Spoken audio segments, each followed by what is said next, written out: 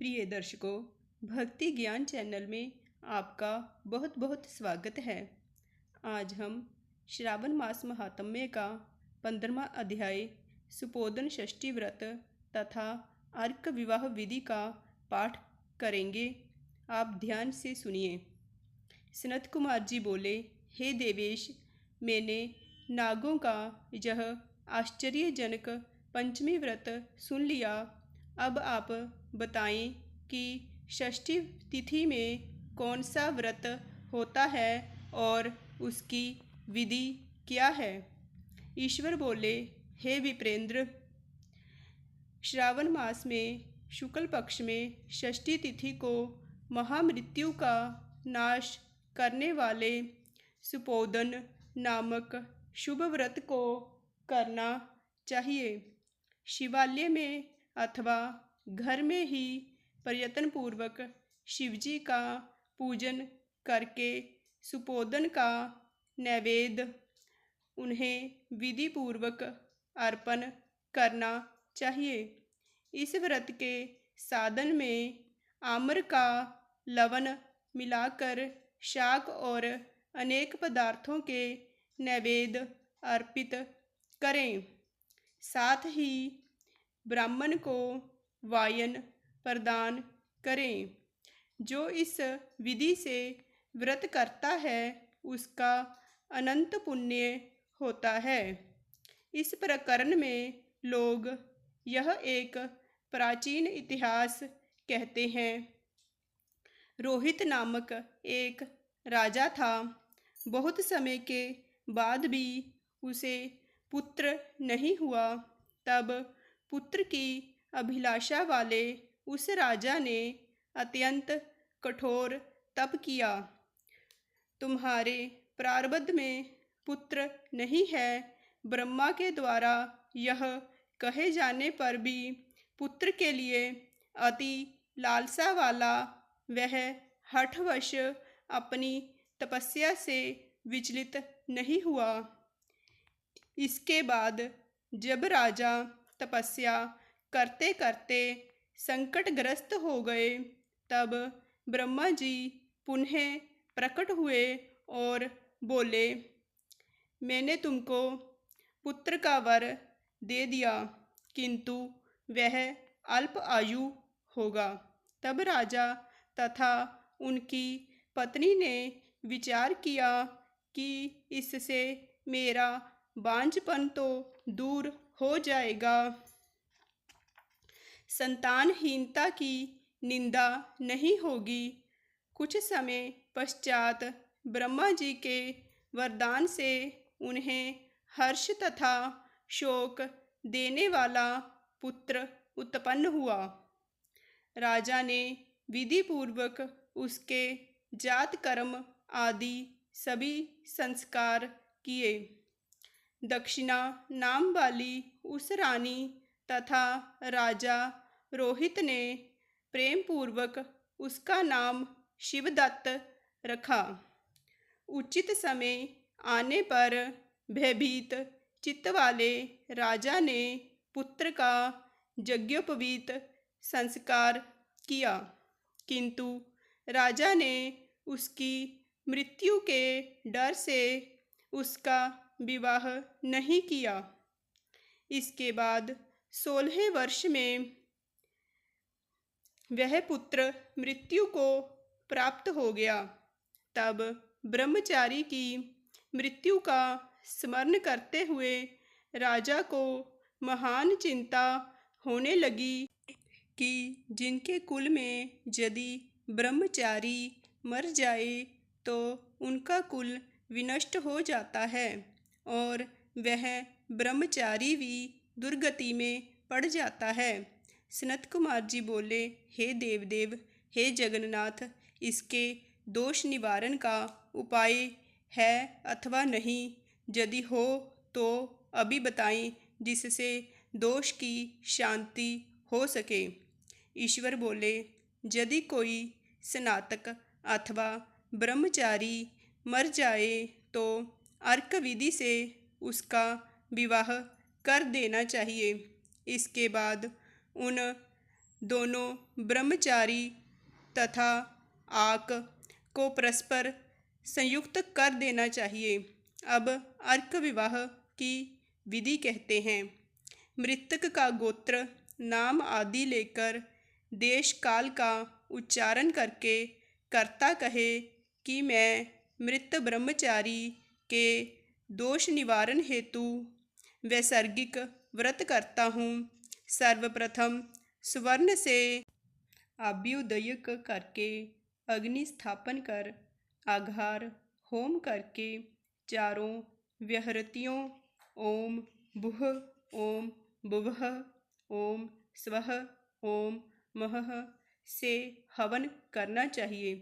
इसके बाद व्रत अनुष्ठान के उत्तम फल के निमित्त व्रतपति अग्नि के संपादन अर्थ विश्व देवों के लिए घृत की आहुति डाले।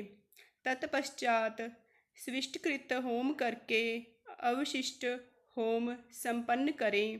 पुनः देश काल का उच्चारण करके इस प्रकार बोले, मैं अर्क विवाह करूँगा। तत्पश्चात स्वर्ण से अभ्युदयक कृत्य करके अर्क शाखा तथा मृतक के देह को तेल तथा हल्दी से लिप्त करके पीले सूत से वेष्टित करें और पीले रंग के 2 वस्त्रों से उन्हें ढक दें। इसके बाद अग्नि स्थापन करें और विवाह विधि में प्रयुक्त जोजक नामक अग्नि में आघार होम करें तथा अग्नि के लिए आज्य होम करें। तत्पश्चात चारों व्याहृतियों ओम भुः ओम भुवः ओम स्वः ओम महः से बृहस्पति तथा कामदेव के लिए आहुति प्रदान करें। पुनः घृत से स्विष्टकृत होम करके संपूर्ण हवन कर्म समाप्त करें। तत्पश्चात आक की डाली तथा मृतक के शव को विधि पूर्वक जला दें। मृतक अथवा मरने की स्थिति वाले के निमित्त 6 वर्ष तक इस व्रत का अनुष्ठान करना चाहिए। इस अवसर पर 30 ब्रह्मचारियों को नवीन कौपीन वस्त्र प्रदान करना चाहिए और हस्त प्रमाण अथवा कान तक लंबाई वाले दंड तथा कृष्ण मृगचर्म भी प्रदान करने चाहिए। उन्हें चरण पादुका, छत्र, माला, गोपी चंदन, परवाल मणि की माला तथा अनेक आभूषण समर्पित करने चाहिए।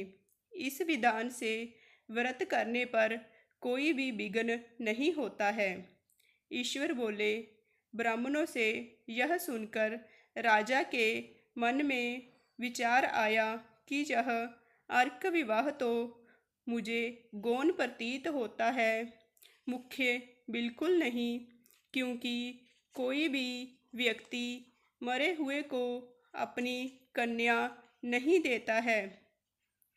मैं राजा हूँ, अतः मैं उस व्यक्ति को अनेक रत्न तथा बहुत धन दूंगा जो कोई भी इसकी वधू के रूप में अपनी कन्या प्रदान करेगा। उस नगर में कोई ब्राह्मण था। उस समय वह किसी दूसरे नगर में गया हुआ था। उसकी पहले ही मृत हो चुकी भार्या से एक सुंदर पुत्री विद्यमान थी। ब्राह्मण की दूसरी पत्नी थी जो दुष्ट मन वाली थी और उसके प्रति बुरे विचार रखती थी। वह कन्या 10 वर्ष की थी। वह दीन थी तथा अपनी सौतेली माता के अधीन थी। अतः सौतपन के द्वेष तथा अत्यधिक धन के लोभ के कारण उस सौतेली माता ने 1 लाख मुद्रा लेकर उस कन्या को मृतक राजकुमार के निमित्त दे दिया। कन्या को लेकर वे लोग नदी के तट पर शमशान भूमि में राजकुमार के पास गए और शव के साथ उसका विवाह कर दिया। इसके बाद विधान पूर्वक शव के साथ कन्या का योग करके जब वे जलाने की तैयारी करने लगे, तब उस कन्या ने पूछा, हे सज्जनों, आप लोग यह क्या कर रहे हैं? तब वे सभी दुखित होकर कहने लगे कि हम लोग तुम्हारे इस पति को जला रहे हैं। इस पर भयभीत होकर बाल स्वभाव के कारण रोती हुई उस कन्या ने कहा, आप लोग मेरे पति को क्यों जला रहे हैं? मैं जलाने नहीं दूंगी। आप सभी लोग एक साथ चले जाइए, मैं अकेली ही यहाँ बैठी रहूँगी। जब जे उठेंगे तब मैं इन पतिदेव के साथ चली जाऊंगी। उसका हठ देखकर दया के कारण दीन चित्त वाले कुछ भाग्यवादी वृद्धजन वहाँ इस प्रकार कहने लगे, अहो, होनहार भी क्या होता है, इसे कोई भी नहीं जान सकता। दीनों की रक्षा करने वाले तथा कृपालु भगवान ना जाने क्या करेंगे।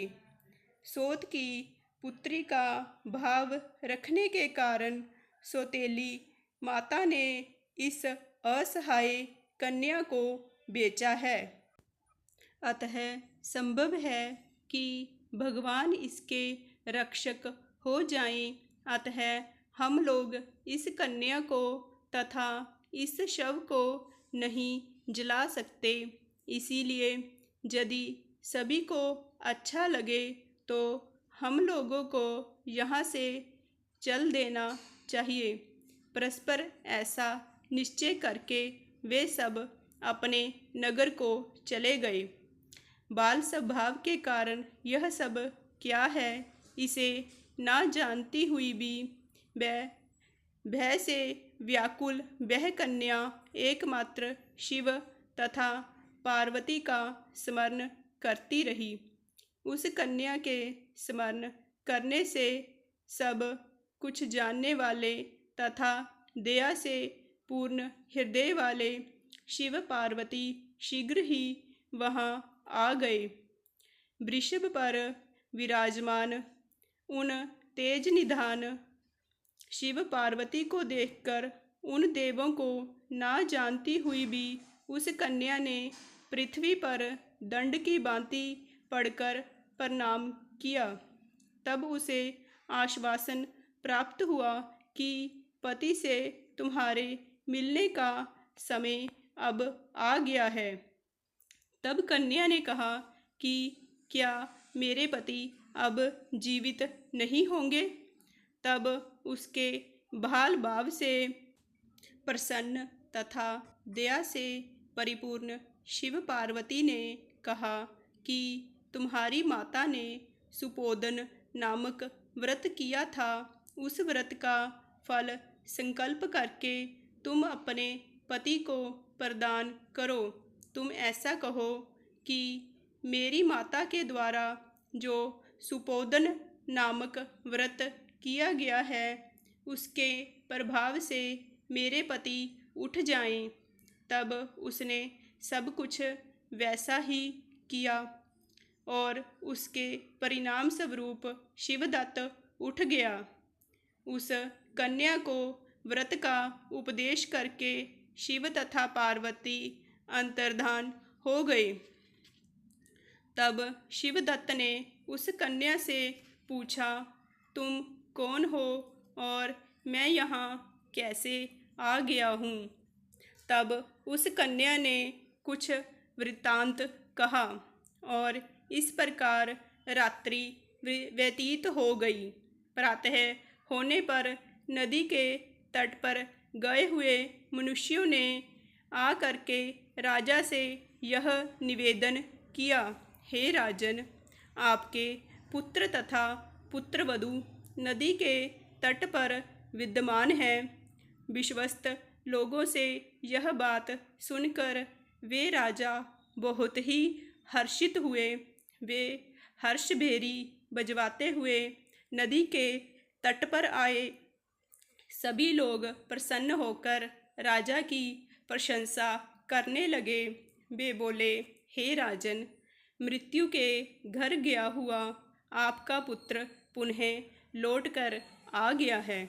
इस पर राजा पुत्रवधू की प्रशंसा करने लगे और बोले कि लोग मेरी प्रशंसा क्यों करते हैं? प्रशंसा योग्य तो यह वधू है। मैं भाग्यहीन और अधम हूँ। धन्य और सौभाग्यशालिनी तो यह पुत्र वधू है, क्योंकि इसी के पुण्य के प्रभाव से मेरा यह पुत्र जीवित हुआ है। इस प्रकार अपनी पुत्रवधू की प्रशंसा करते हुए राजा ने दान और सम्मान के साथ श्रेष्ठ ब्राह्मणों का पूजन किया और ग्राम से बाहर ले जाए गए मृत व्यक्ति के पुनः ग्राम में प्रवेश कराने से संबंधित शांतिक विधि को ब्राह्मणों के निर्देश पर विधि पूर्वक संपन्न किया। हे वत्स, इस प्रकार मैंने आपसे यह सुपोदन नामक व्रत कहा। इसे 5 वर्ष तक करने के अनंतर उद्यापन करना चाहिए। पार्वती तथा शिव की प्रतिमा का प्रतिदिन पूजन करना चाहिए और प्रातःकाल आम के पल्लवों के साथ चरु का होम करना चाहिए। साथ ही नैवेद्य तथा वायन अर्पित करना चाहिए। मनुष्य यदि व्रत की बताई गई इस विधि के अनुसार आचरण करे तो वह दीर्घजीवी पुत्र प्राप्त करके मृत्यु के बाद शिवलोक जाता है। इस प्रकार श्री स्कंद पुराण के अंतर्गत ईश्वर सनत कुमार संवाद में श्रावण मास महात्म्य में सुपोदन षष्ठी व्रत कथन नामक 15वां अध्याय संपूर्ण हुआ। इस प्रकार यह व्रत महामृत्यु का नाशक है। वीडियो अच्छी लगी हो तो please like, share and subscribe.